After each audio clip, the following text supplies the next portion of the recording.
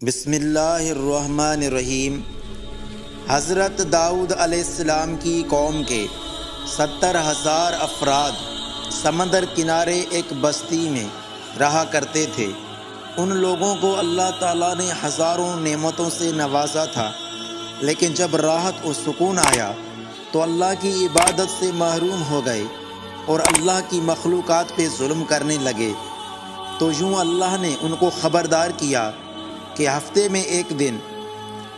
کے دن شکار نہ کیا کرو، اور اتوار سے لے کر جمعہ تک جتنا شکار پکڑنا ہے پکڑ لو، لیکن ایک دن اللہ کی عبادت اور مخلوقات پہ امن کے لیے رکھ دو۔ یوں اللہ نے ان کا امتحان لینا شروع کر دیا۔ وہ اتوار سے لے کر جمعے تک سمندر میں مچھلیاں پکڑنے لگتے تو مچھلیاں زیادہ مقدار میں ہاتھ نہ آتیں، اور ہفتے کے دن سمندر کو دیکھتے تو ان کو بڑی بڑی مچھلیاں نظر آنے لگتیں۔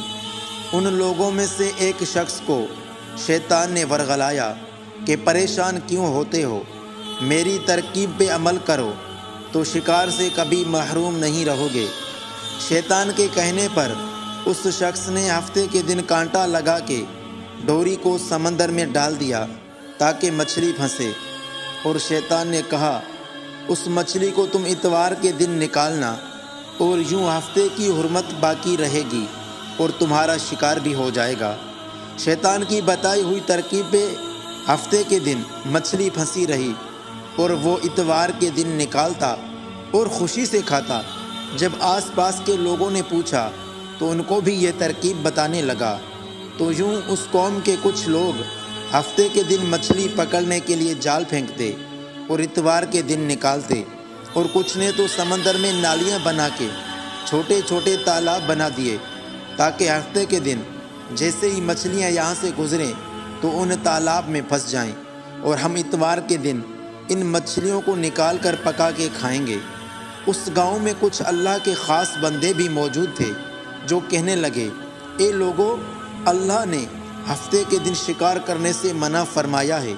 یہ جو تم جال پھینکتے ہو یا چھوٹے چھوٹے تالاب بناتے ہو، ان میں ہفتے کے دن اگر مچھلی پھنستی ہے تو شکار ہفتے کے دن کا ہوگا۔ اللہ کے عذاب سے ڈرو، اللہ کی نافرمانی نہ کرو۔ وہ لوگ ان کا مذاق اڑانے لگے، ہماری جو مرضی ہوگی ہم وہ کریں گے۔ اب اس بستی میں 3 گروہ بن گئے۔ ایک ان میں 70,000 میں وہ لوگ تھے جو ان نافرمان لوگوں کی بار بار اصلاح کرتے، دوسرے وہ جو ان لوگوں سے نفرت کرتے اور خاموشی اختیار کیے ہوئے تھے، تیسرے وہ جو گمراہ ہو گئے تھے، اللہ کی نافرمانی کر رہے تھے۔ تو یوں نیک بندوں نے اس بستی کے بیچ میں سے دیوار کو کھڑا کر دیا اور یہ حکم نافذ کیا کہ اللہ کی نافرمانی کرنے والے اس طرف ہو جائیں، اور جو ہم اللہ کے فرما بردار ہیں اس طرف رہیں گے۔ وہ صالح لوگ ان کو بار بار ہدایت کرتے رہے کہ اللہ کی نافرمانی نہ کرو، ان کے عذاب سے ڈرو۔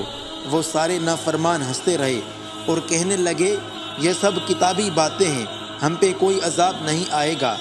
جیسے ہی یہ گروہ 2 حصوں میں تقسیم ہو گیا، جو نافرمان لوگ تھے وہ ساری رات ہنستے رہے، مذاق اڑاتے رہے، اور ان کے اللہ کے خاص بندے دیوار کی اس طرف اللہ سے معافی مانگنے لگے۔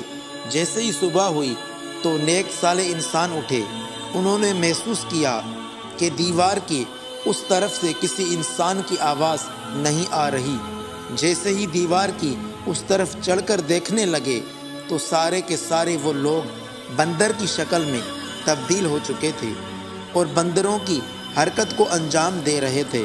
ان صالح لوگوں نے ان کے جو رشتہ دار تھے انہوں نے ان کو کپڑوں سے پہچان لیا اور چیخ چیخ کر رونے لگے اور اللہ سے معافی مانگنے لگے۔ لیکن جب اللہ کا عذاب آتا ہے تو وہ ہو کے رہتا ہے۔ وہ 12,000 لوگ جو بندر بن چکے تھے کچھ بھی کھا پی نہیں سک رہے تھے، اور یوں وہ 3 دن بعد اللہ کے عذاب میں آ کر فنار ہو گئے۔ اللہ تعالیٰ سے دعا ہے ہمیں اپنی حفظ و امان میں رکھے اور نیک بننے کی توفیق عطا فرمائے۔